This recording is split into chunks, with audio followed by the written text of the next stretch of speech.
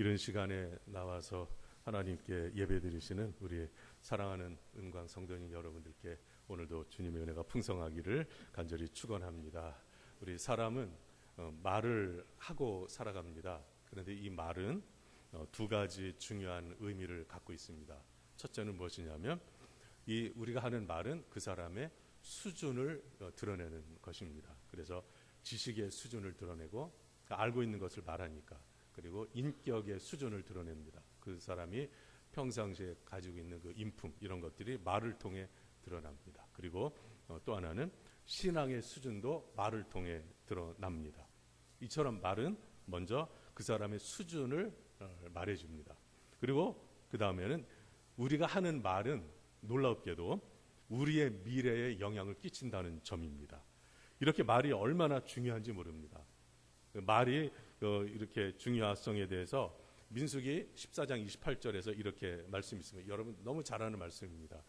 너희 말이, 하나님이 말씀하신 거예요. 너희 말이 내 귀에 들린 대로 내가 너희에게 행하리니.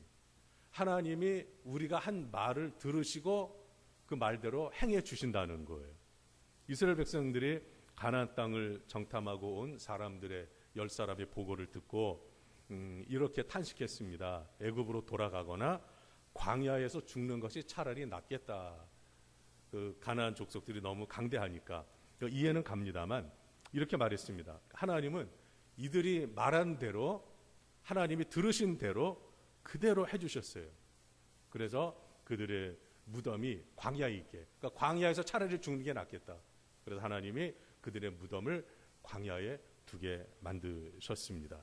하나님을 향한 불평과 원망의 말이 자신들의 발목을 붙잡는 그러한 계기가 되었습니다. 예수님도요, 사람의 입에서 나오는 말이 얼마나 중요한지 마태복음 13장 37절에서 이렇게 말씀하셨습니다. 마태복음 7장 37절에서 내 말로 의롭다함을 받고, 여러분 잘 들어보세요. 내 말로 의롭다함을 받고 내 말로 정죄함을 받으리라. 그러니까 말을 잘못하면 정죄함을 받고 말을 잘하면 의롭다함을 받는다는 거예요. 로마서 10장 10절에서는 더 나아가 구원과 연관시킵니다. 잘하는 말씀이잖아요. 사람이 마음으로 믿어 의에 이르고 입으로 시인하여 뭘 받아요? 구원에 이른다고 그랬어요. 그러니까 우리 입에서 나오는 말이 구원과 관련된다는 거예요. 엄청나게 중요한 겁니다. 이렇게 볼 때 우리가 내뱉는 말은 신앙적으로 볼 때 구원과 미래에 영향을 끼치는 굉장히 중요한 요소입니다. 말을 잘못하면 멸망이고 말을 잘하면 구원과 축복이라는 말입니다. 여러분, 우리 믿음은요, 우리가 함부로 평가할 수가 없습니다. 판단할 수가 없습니다. 제가 우리 장로님들 믿음이 좋다 나쁘다 어떻게 판단할 수 있습니까? 제가 여러분들의 믿음을 어떻게 판단할 수 있겠습니까? 감히 할 수가 없는 거예요. 그런데 우리 자신의 믿음이, 또 일반적으로 성도님들의 믿음이 좋고 나쁘다 하는 것을 알 수 있는 그 잣대가 하나 있습니다. 기준이 하나 있습니다. 그것이 뭐냐면 그 사람이 하는 말을 들어보면 알 수가 있어요. 다는 모르지만은 그 말을 들어보면 저분이 믿음이 좋구나, 믿음이 좀 성숙되지 않았구나, 믿음이 아주 바닥이구나, 이걸 알 수 있다는 것이에요. 그래서 믿음이 좋은 사람의 입에서는 좋은 말이 나오고, 반대로 믿음이 안 좋은 사람의 입에서는 어떤 말이 나오겠어요? 나쁜 말이 나오는 거예요. 당연한 거죠. 그러니까 이 말로 그 사람의 인격과 신앙의 수준을 어느 정도는 가름할 수가 있다, 이 말입니다. 좋은 말의 대표적인 것은 오늘 설교 제목으로 정한 것에 나와 있듯이 좋은 말의 대표적인 것은 무엇일까요? 감사예요, 감사. 그럼 나쁜 말의 대표적인 것은 무엇일까요? 불평입니다. 불평과 원망입니다. 성경에서 하나님을 향해 불평하고 원망하는 것은 하나님을 멸시하는 것이라고 그랬어요. 반면에 하나님께 감사하는 자는 하나님을 존귀하게 여기는 자로 간주하고 있습니다. 이 두 차이는 앞서 이스라엘 백성들이 광야에서 한 말대로 엄청나게 다른 결과를 가져온 것을 알 수가 있습니다. 그러므로 믿음의 수준은 말의 수준에 있고요, 말의 수준은 감사와 불평의 수준에 있는 거예요. 그러니까 우리가 정말 하나님이 기뻐하시는 수준 높은 그리스도인으로 살아가려면 우리의 입에서 좋은 말, 즉 감사하는 말이 나올수록 하나님이 기뻐하시고 하나님께서 그걸 들으시고 우리의 미래를 복되게 하신다는 점을 기억하시기를 바랍니다. 오늘 본문 말씀을 보시면요, 시편 136편은 26절로 되어 있는데 이 모든 절마다 감사하라고 나옵니다. 그러니까 26번 나오는 거예요. 이 136편에서 26번 나오는데 감사의 대상이 누구냐? 뭐 당연히 우리가 누구에게 감사를 드려야 돼요? 하나님께. 당연한 거예요. 당연한데 왜 하나님께 감사하라고 했겠느냐 하는 거예요. 왜? 당연한 거예요. 하나님께 감사하는 게, 하나님의 백성으로서. 본문은요 23절부터 읽었습니다마는 사실은 전체 내용을 먼저 살펴보도록 하겠는데요. 이 136편은 네 파트로 구성되어져 있습니다. 먼저 1절부터 3절인데 여기에서는 살아계신 하나님께 감사라는 거예요. 살아계신 하나님께. 여러분, 대한민국 역사를 거슬러 올라갑니다. 뭐 조선을 해서 뭐 고려를 해서 뭐 이렇게 쭉 올라가요. 뭐 통일신라, 뭐 그다음에 발해 고구려, 고조선 뭐 이렇게 가지고 쭉 올라가요. 그러면은 우리나라 역사의 제일 그 종착점이 어디에 있습니까? 누구예요? 고조선이 누구로부터 시작을 해요? 단군 신화잖아요. 그러니까 이거 신화예요, 신화. 신화는 사실이 아니고 사람들이 이렇게 만들어낸 그러한 상상을 해서 만들어낸 것을 신화라고 하거든요. 그러니까 단군 신화까지 우리 한국의 뿌리는 단군 신화로 올라갑니다. 그런데 성경은 달라요. 성경은 신화가 아니라 살아계신 하나님, 모든 것이 하나님으로부터 시작됨을 성경은 기록을 하고 있습니다. 이 하나님이 어떤 분이시냐면 지극히 높으시고 살아계신 분이시라는 거예요. 그러니까 이 하나님께 감사하는 것이 마땅하다는 겁니다. 그래서 이 본문을 보면요, 여러분 감사하세요, 감사하시기 바랍니다, 이런 권면이 아닙니다. 명령이에요. 명령입니다. 감사하라지 여러분 감사하세요 해도 되고 안 돼도 되고 이게 아닙니다. 그 이유는 모든 만물의 시작, 인간의 출발은 하나님으로부터 시작됩니다. 그 하나님은 지극히 높으시고 모든 신들, 여기에 신들의 신께 뭐 이렇게 나와 있지만은 사실은 하나님만이 유일한 신이시거든요. 근데 사람들이 신을 만들어 놓고 신이라고 하니까 이렇게 표현한 거예요. 그 유일하신 참신이신 하나님으로부터 우리는 출발한다는 거예요. 그래서 1절부터 3절에서는 살아계신 하나님께 감사하는 그러한 내용을 기록하고 있습니다. 그리고 4절부터 9절 말씀을 보면 기이한 일, 4절 한번 보시겠습니다. 한번 읽죠. 시작. 홀로 큰 기이한 일들을 행하시는 이에게 감사하라. 그 인자하심이 영원함이로다. 홀로 큰 기이한 일을 행하셨다. 그 일들이 무엇이냐? 그게 이제 그 다음에 나오는 거예요. 그래서 4절부터 9절에 보면은 하나님이 어떤 일을 행하셨느냐 하면은요, 지혜로 하늘을 지으셨다는 거예요. 지혜로. 자, 5절에 나와 있죠. 지혜로 하늘을 지으시고, 6절에 땅을 물 위에 펴신 이에게, 그러니까 땅과 바다를 이렇게 구분하셨고요. 그 다음에 7절에 큰 빛들을 지으셨고, 8절에 해로 낮을 주관하게 하시고, 9절에 달과 별들로 밤을 주관하게 하시고. 무슨 말이냐면 하나님은 천지를 창조하시고 모든 우주 만물을 주관하고 계시다, 이 말이에요. 이것이 우리 인간의 생각으로 볼 때 얼마나 기이한 일입니까? 하나님께는 아무것도 아니지만. 우리는요, 달도 쉽게 못 갑니다.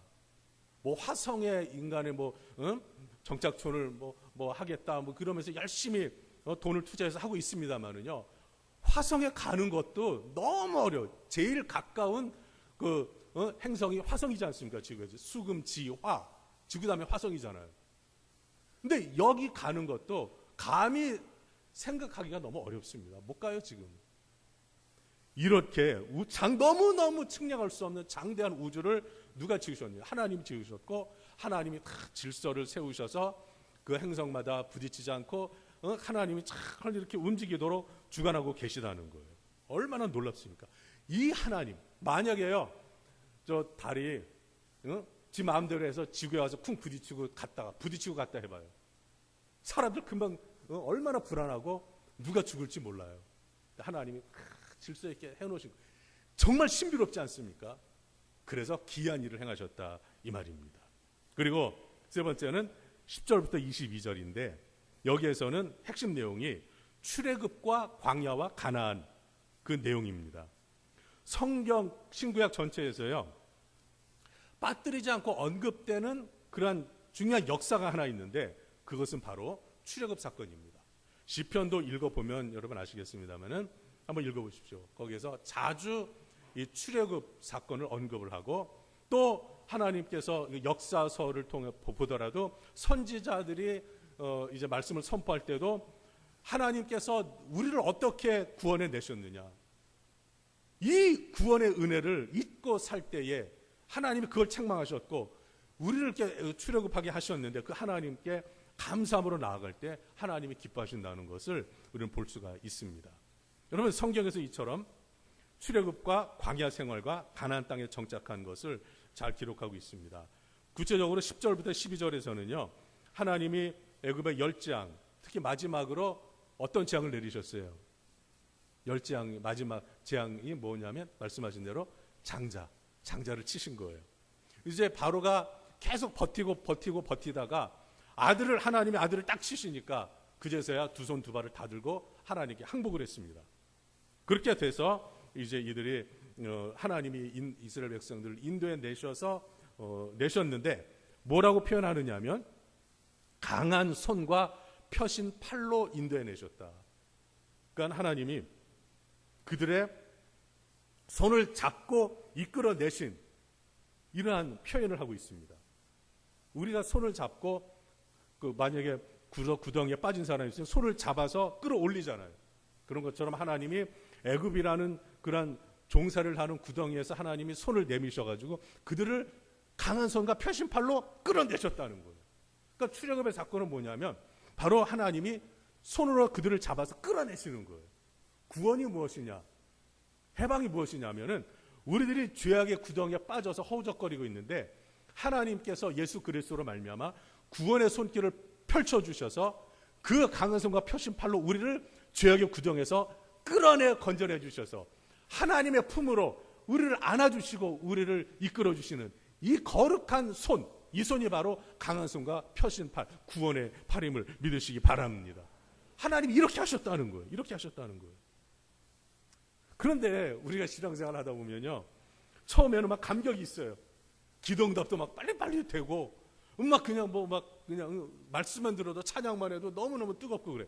근데 신앙생활 하다 보면 어느 순간에 어떤 장벽에 부딪힐 때가 있습니다. 이스라엘 백성들이 춤을 추면서 기쁘게 출애굽을 했는데 이들의 앞에 놓여 있는 것은 홍해였습니다. 홍해가 가로막혀서 앞으로 나아갈 수도 없고 바로의 마음이 또 바뀌어가지고 이스라엘 백성들을 뒤쫓아와가지고 뒤에는 애굽의 군대가 있고 하나님이 이제 불을 내리셔서 애굽의 군대를 막고 계시지만은 지금 이스라엘 백성들이 난리가 난 거예요. 그러면서 여기에서 벌써 원망이 시작이 됩니다. 원망이 시작이 돼요. 하나님이 이러한 상황에서 이렇게 진퇴양난의 상황에 처해 있는데 하나님이 이처럼 불로 차단하시고 이제 동풍을 불게 하셔서 밤새 홍해를 가르시고 홍해를 통과하게 하시고 그리고 애굽 군대, 뒤쫓아오는 애굽 군대를 홍해에 엎드러지게 하셔서 수장시키셔서 그들을 몰살합니다. 그래서 이스라엘 백성들을 건져내신 거예요. 다시 한번 물에서 건져내셨어요. 그래서 감사한다는 거예요. 그리고 이들이 이렇게 하나님이 놀라운 일을 행하신 것을 보았잖아요. 이 바다가 갈라지는 걸 본다는 건 정말 너무나 귀한 경험이지 않았습니까? 그런데 이들이 광야에 들어서서 하나님을 찬양했는데 또 광야의 장벽이 부딪혔어요.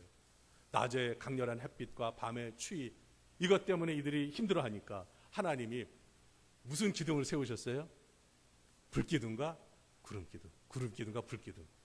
이것을 통해서 낮에는 뜨겁지 않게 하시고 밤에는 춥지 않도록 하나님이 보호하셨어요. 광야에는요 불뱀과 전갈이 많습니다. 그런데 하나님이 이것에서 막아주셨어요. 일용할 양식을 주셨습니다. 이러하게 위험한 광야를 통과하게 하신 하나님께 감사하라고 명령을 하고 있습니다. 여러분, 우리가 살면서 참 은혜 받고 나갔는데 시험이 있어요. 은혜 받고 나갔는데 나가서 저 밑에 턴할 때 그냥 그때부터 차가 오면서 빵빵거리면서 시험에 들게 만듭니다.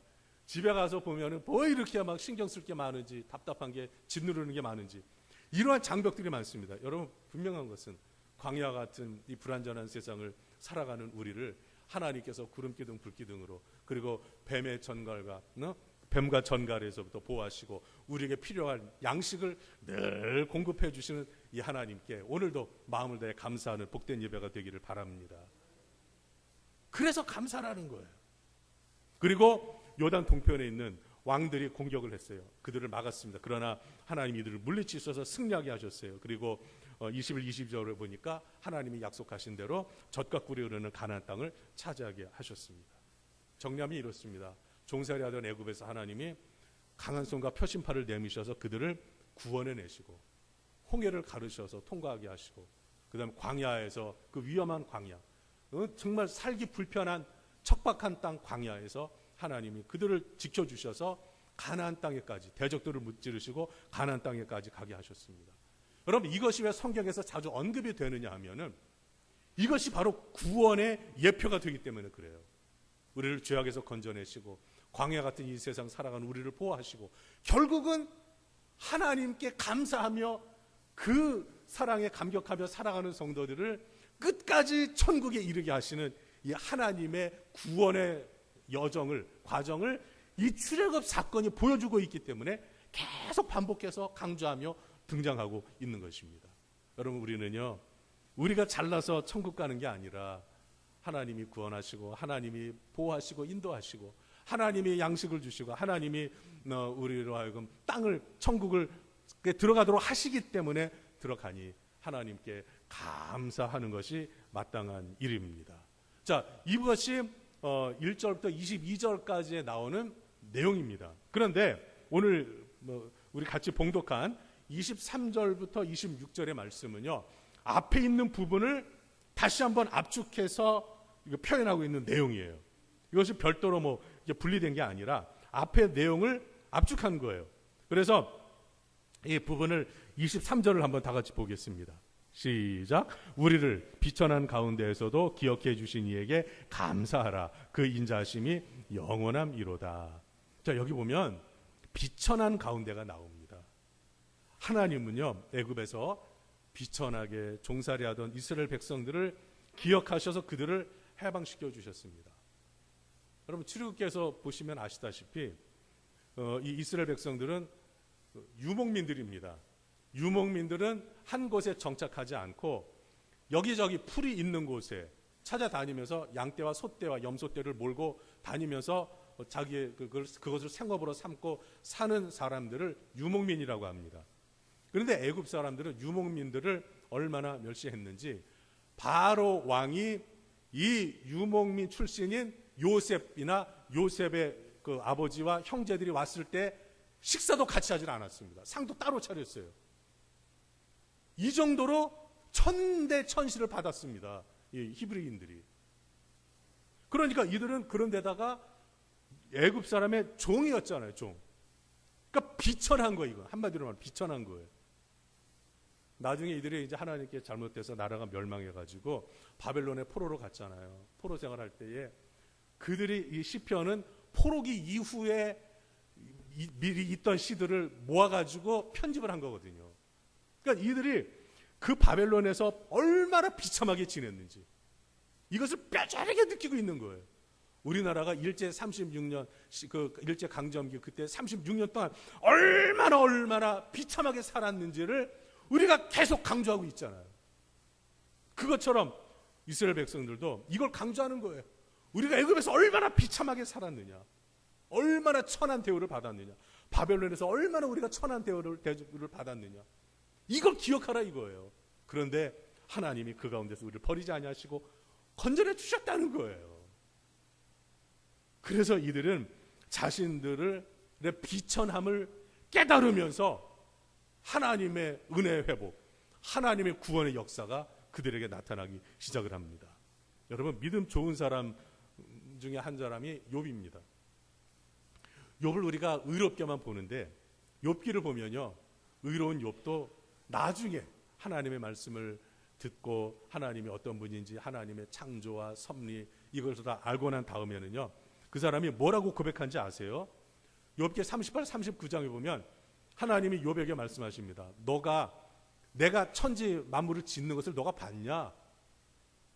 그리고 각종 짐승들이 내가 짐승들 만든 걸 너가 봤냐? 응? 너가 말이나 뭐 이렇게 이런 것들이 짐승들이 새끼를 낳는 걸 너가 봤냐?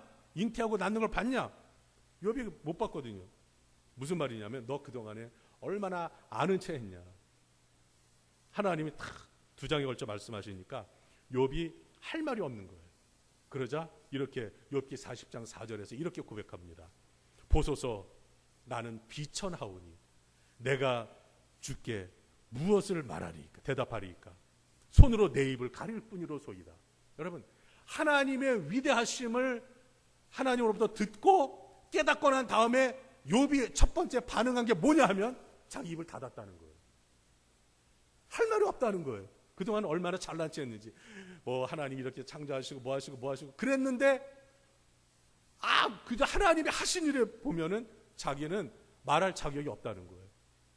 그래서 비천하다, 이걸 깨닫고 하나님, 제가 무슨 대답을 하겠습니까? 무슨 말을 하겠습니까? 입을 닫아버렸어요. 하나님이 다시 한번 40장 41절에서 40장과 41장에서 말씀하셨습니다. 그러자 욥이 또 이렇게 말을 합니다. 42장 3절에서 6절. 무지한 말로 이치를 가리는 자가 누구니까? 무지한 말. 자기가 무지한 말을 내뱉었다는 거예요. 나는 깨닫지도 못한 일을 말하였고 스스로 알 수도 없고 헤아리기 어려운 일을 말하였나이다. 자기는 이제까지 말을 해왔는데 자기가 깨닫지도 못하고 알지도 못하는 걸 말해왔다는 거예요. 그러니까 말에서 벌써 변화가 일어나기 시작을 합니다. 그러면서 뭐라고 하는지 아십니까? 주여, 내가 말하겠사오니 주는 들으시고 내가 주께 묻겠사오니 주여 내게 알게 하옵소서. 내가 주께 대하여 귀로 듣기만 하였사오나 이제는 눈으로 주를 배움나이다. 그러므로 내가 스스로 거둬들이고, 뭘 거둬들이는 거예요? 자기가 한 말들을 거둬들이겠다 이거예요. 아는 척한 말, 교만했던 말, 의로운 체 했던 말 다 거둬들이고 티끌과 재 가운데서 회개하나이다. 욥이 자기가 했던 말 다 거둬들인다고 그랬어요. 그리고 그 말들에 대해 회개합니다. 욥은 비천한 자신을 발견했을 때에 전능하신 하나님께 겸손히 입술을 열어 고백하면서 회개 시작을 했습니다. 그러자 어떤 결과가 어떤 역사가 일어났습니까? 그 순간에, 그리고 나서 하나님이 회복의 기회를 주셔서 하나님이 자기를 정죄한 친구들을 용서해 주라고 하셔서 용서의 그 제사를 하나님께 드리고 나자 하나님께서 고난을 다 끝내셨어요. 여러분, 이걸 아셔야 돼요. 우리가 비천함을 알고 우리가 내뱉었던 불필요한, 더러운, 은혜롭지 않은, 그리고 교만한 이러한 말들을 다 걷어들이고 회개하고 하나님 앞에서 이 말을 청산을 하면 하나님이 고난을 거두시고 끝내시고 갑절의 복을 주셨다. 여러분, 욥의 갑절의 복은요 어마어마한 거예요. 재산이 동방에서 제일 부자였다고 그랬잖아요.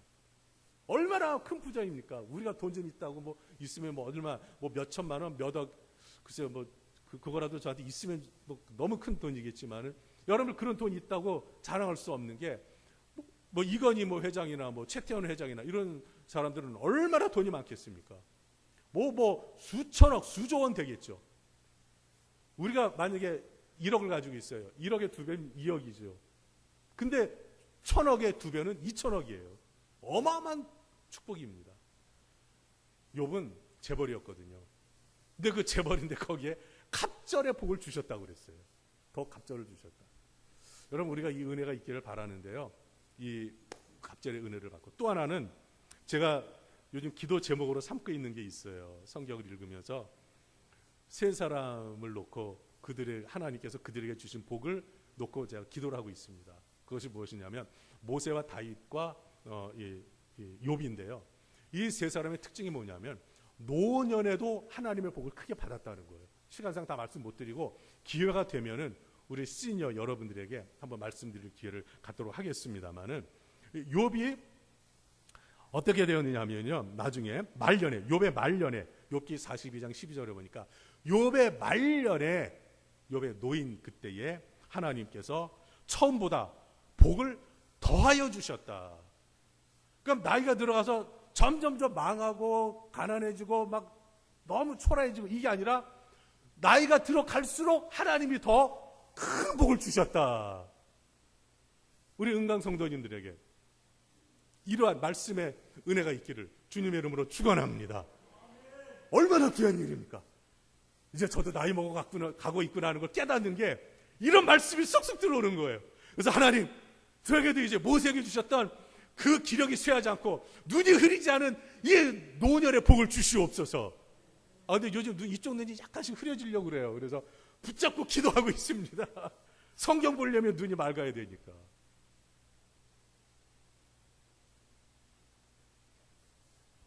욥은 비천한 자신을 깨닫고 나자 어떻게 되었습니까? 하나님께 감사하는 마음이 들었어요. 그래서 이 사람이 비천한 자신을 기억해 주신 하나님께 감사를 드리며 하나님께 제사를 드린 거예요.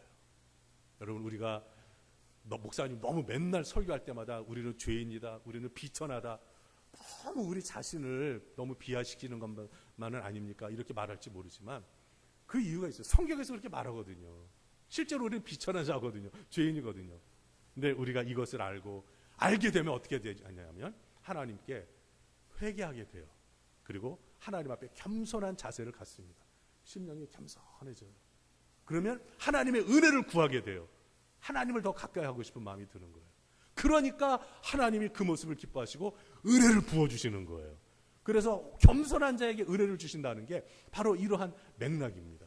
그러니까 자신의 나약함을, 비천함을 하나님 앞에 아뢰면서 하나님 마음으로 기도하고 그러면서 예배를 드리면 은혜가 임하면서 놀라운 역사가 일어나는 겁니다. 여러분, 이걸 아셔야 돼요. 우리 비천한 우리를 기억해 주신 하나님께 감사하면 하나님께서 더 큰 은혜와 복을 우리의 미래에 허락하여 주신다는 것입니다. 서론에 말씀드렸잖아요. 말은 그 사람의 수준과 미래를 향한 미래를 보여준다고 그랬잖아요. 하나님 앞에 우리 젊은이들은 저희 자녀들밖에 없는데 제가 오늘 2부 설교는 안 합니다. 공동회의 때문에. 그렇지만 1부 설교를요, 2부 2번 하듯이 정성껏 준비를 했어요. 정성껏 똑같이 준비를 했습니다. 근데 저희 자녀들에게 제가 늘 미안한 게 있어요. 목회자의 길을 가다 보니까 물질적인 혜택을 그렇게 주지를 못했어요.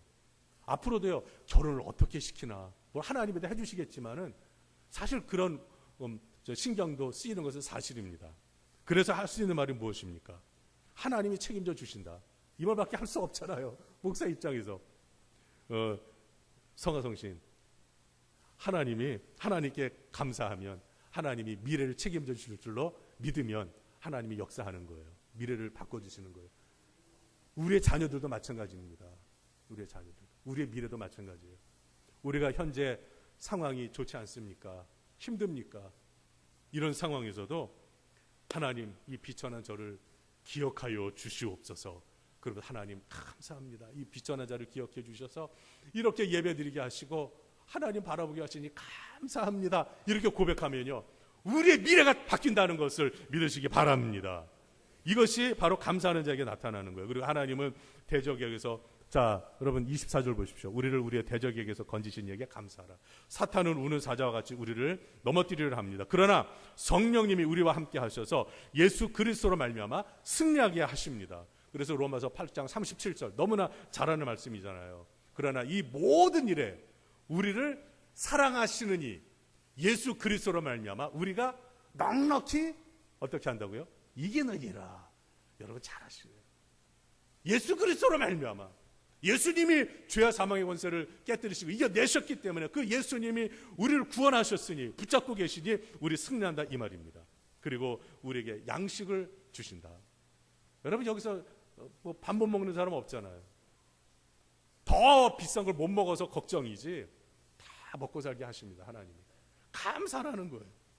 그리고 26절을 보십시오. 다 같이 읽어보겠습니다. 시작. 하늘의 하나님께 감사하라. 그 인자하심이 영원함이로다. 아멘. 시편 136편은 1절에 여호와께 감사하라로 시작해서 26절에 하늘의 하나님께 감사하라고 말합니다. 여러분 보십시오. 여호와는 스스로 계신 자라는 뜻이에요. 그러니까 하나님은 스스로 계시고 마지막 절에 하늘의 하나님, 가장 높은 곳에 계신 전능하신 하나님이라는 뜻이에요. 하나님은 스스로 계시는데 살아계신 하나님은 전지전능하시고 창조주이시고 가장 높은 곳에 계신 하나님이시라는 거예요. 그 하나님께 감사라는 거예요. 감사는 두 가지로 나타나는데 첫 번째는요, 필요 충족에 의한 조건적 감사가 있습니다. 이것은 if, 영어로 if, 만약, 그건 어떤 가정하에 드리는 감사예요. 이런 거예요. 하나님, 만약 제가 잘 되면 감사하겠습니다. 만약 제 병을 고쳐주시면 감사하겠습니다. 제 문제를 해결해 주시면 감사하겠습니다. 뭐 안 하는 것보단 낫죠. 그 다음에 무엇 때문에 감사합니다. 어떤 결과에 대해서 감사하는 거예요. 이건 영어로 because. 하나님이 복을 주셨기 때문에 감사하고, 하나님이 응답해 주셨기 때문에 감사하고, 고쳐주시고 합격해 주시고, 또 이렇게 창업할 수 있게 해주시고 등등, 우리가 필요로 하는 것이 충족되어졌을 때 하는 감사, 이것이 조건적 감사예요. 이것은 우리나라 모든 사람들이 일반적으로 하는 겁니다. 이것도 마땅히 해야 되죠. 누가복음 17장에 보면 10명의 나병 환자를 예수님이 고쳐주셨잖아요. 그 가운데 사마리아인 한 사람만 와서 예수님께 엎드려 절하며 감사하니까 예수님 뭐라고 그러셨어요? 9은 어디 있느냐? 왜 감사할 줄 모르냐 이거예요. 우리가 사랑을 받고 도움을 받고 선물을 받으면 감사하는 게 마땅한 거예요. 그렇게 해야 하나님이 우리에게 주신 은혜와 복에도 감사할 수 있게 되는 거예요. 여러분, 하나님 우리에게 부모님을 주시고 친구도 주시고, 또 목회자 입장에서 교인들이 기도로 사랑으로 섬겨주면요, 얼마나 감사한지 모릅니다. 또 하나님은 오늘 말씀처럼 우리를 죄악에서 건져내 주시고, 우리에게 구원을 주시고, 광야에서 살아갈 양식을 주시고, 위험에서 지켜주시고, 천국에서 영원한 안식을 취하게 하시고 우리에게 주시잖아요. 비천한 우리를 기억해서 이렇게 은혜를 베풀어 주신 하나님께 감사하는 것이 마땅한 거예요. 그런데 이러한 조건적인 감사를 뛰어넘는 감사가 있습니다. 그것이 뭐냐면 존재 자체에 대한 무조건적 감사입니다. 이것은 영어로 말하면 nevertheless, 그럼에도 불구하고. 여러분, 이 말은 뭐냐면 존재 자체가 감사한 거예요. 여러분, 자녀들이 부모님께 받은 것이 있어서 감사하는 것이 아니라 부모님이 계시다는 그 자체에 감사한다는 거예요. 여러분, 이걸 잘 이해하셔야 됩니다. 그러니까 부모님이 나를 키워주셨기 때문에 감사하는, 그것도 좋은 자녀지만은 그것을 뛰어넘어서 부모님이 계신 그 자체가 감사한 거예요. 진정한 친구는 뭘 받아서 주어서가 감사한 게 아니라 친구 자체로 감사하는 거예요. 목회자는 성도님들에게 섬김을 받아온 것도 감사하지만 진짜 감사한 것은 성도님들이 있다는 그 자체가 감사한 거예요. 목회자에게. 연로하신 분들도 이렇게 이제 사역에서 은퇴하시고 예배드리고 기도에 이렇게 드리시는 분들이 계시잖아요. 목사 입장에서는요, 그분들이 앉아만 계신 것, 그분들이 계신 것만 봐도 마음이 든든하고 감사한 거예요. 우리는 그 연세 드신 분들 그러잖아요. 목사님, 우리는 별로 도움되는 것도 없고, 우리는 사역할 힘도 없고, 헌금도 많이 못 드리고, 당연한 거죠. 근데 목사 입장에서는요, 앉아서 예배 드리시는 것만 해도 그 자체로 너무너무 감사한 거예요. 우리 여기 제일 연로하신 분이 누구십니까? 70 넘으신 분들 계시죠? 이분들이 이렇게 일찍 나와서 예배 드리는 이 자체가 하나님께 너무너무 감사한 거예요. 그러니까 이 존재 그 자체를 보면서 감사하는 마음이 진짜 감사라는 것입니다. 우리가 하나님과의 관계에서도 마찬가지예요. 하나님 우리에게 뭘 주셨기 때문에 감사하는 것도 마땅히 해야 될 감사지만, 그냥 하나님이 계신 그 자체가 감사한 거예요. 감사한 거예요. 하나님이 계시던 그 자체가 든든하고 감사한 거예요. 하박국 선지자가 그랬잖아요. 기도응답이 더디고 포악한 바빌론의 괴롭힘에 불평을 품고 왜 하나님 잠잠하십니까? 불평을 했는데 하나님의 음성을 듣고 난 다음에 그가 완전히 뒤바뀌면서 찬양으로 영적 부흥을 기대하며 찬양으로 기도했습니다. 비록 무화과 나무가 무성하지 못하며 포도나무에 열매가 없으며 감람나무에 소출이 없으며 밭에 먹을 것이 없으며 우리의 양이 없으며 외양간에 소가 없을지라도 나는 여호와로 말미암아 즐거워하며 나의 구원의 하나님으로 말미암아 기뻐하리로다. 이것이 차원이 다른 수준 높은 감사입니다. 여러분, 제가 여호와께 감사하라 하면 여러분들은 그는 선하시며 그 인자하심이 영원함이로다라고 화답하시기 바랍니다. 여호와께 감사하라. 1절입니다. 1절 다시 한번 여호와께 감사하라. 자, 우리가 이렇게 하나님 앞에 수준 높은 감사, 받은 것에 감사하고 감사하면서도 하나님이 계시다는 그 자체에 감사하며 나아갈 때 하나님께서 우리에게 놀라운 역사 하십니다. 여러분, 이걸 기억하세요. 따라해 보세요. 불평은 후진이지만 감사는 전진이다. 오늘 새벽에 기도하면서 하나님으로부터 이 영감을 받았습니다. 너무 멋지잖아요. 불평은 후진이에요. 뒤로 가는 거예요. 감사는, 하나님을 향한 감사는 뭐라고요? 전진. 미래를 향해서, 은혜의 그 미래를 향해서, 하나님이 풍성한 복을 주시는 미래를 향해서 전진해 가는 거예요. 2부 예배 때도 설교를 해야 하는데, 이 설교 젊은이들에게 해야 되는데, 그렇죠? 근데 오늘은 특별한 날이니까 이걸 방송실에서 녹음해서 다 또 듣게 해도 괜찮을지만 녹음 일부는 안 하는 것 같지만, 아무튼 오늘 이거 기억하고 가세요. 불평은 후진이지만 감사는 뭐라고요? 전진이다. 우리 다 같이 복음송인데요. 찬양하라 내 영혼아, 찬양하라 내 영혼아. 우리 다 같이 한번 부르고 하나님께 잠깐이지만 감사의 기도를 드리며 나아가도록 하겠는데요. 여호와께 감사하라. 그는 선하시며 그 인자하심이 영원함이로다. 얼마나 감사한지 G코드로 눌러주시면 감사하겠습니다.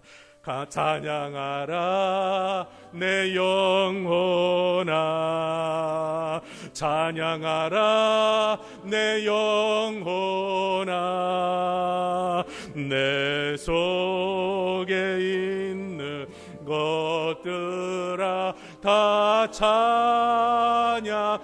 감사하라 내 영혼아, 감사하라 내 영혼아, 감사하라 내 영혼아, 내 속에 있는 것들아 다 감사하라. 우리 같이 기도할 텐데요. 하나님께 불평 대신 감사하면 우리의 미래가 바뀝니다. 후진하지 않고 전진합니다.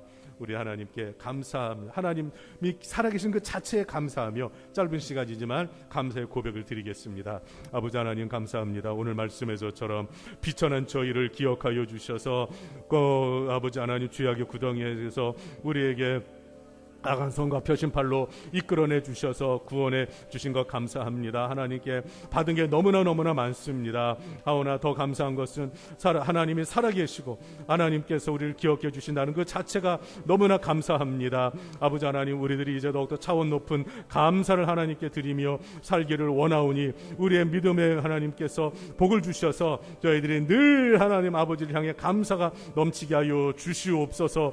아버지 하나님, 불평하면 후진합니다. 그러나 하나님께 감사하면 할수록 우리는 앞으로 미래를 향해, 은혜의 미래를 향해 전진합니다. 아버지 하나님, 우리들에게 이러한 은혜를 허락하여 주시옵소서. 예수님의 이름으로 기도드립니다. 아멘. 하나님 아버지 감사합니다. 아버지께서 비천한 저희를 기억해 주셔서 이처럼 하나님을 믿을 수 있게 하시고 우리를 죄악에서 건져내 주셔서 감사합니다. 이제 하나님 계신 그 자체로 우리가 감사하는 차원이 다른 감사를 드리고자 하오니 받아주시고, 이제 우리가 이제 불평해서 후진하는 후퇴하는 삶이 아니라 하나님께 늘 감사 올림으로 말미암아 늘 미래를 향해 전진해 나아가는 은혜와 복이 넘치는 삶을 살게 하여 주시옵소서. 은광교회 이런 역사가 일어나게 하여 주옵소서. 예수님의 이름으로 축복하며 기도드립니다. 아멘.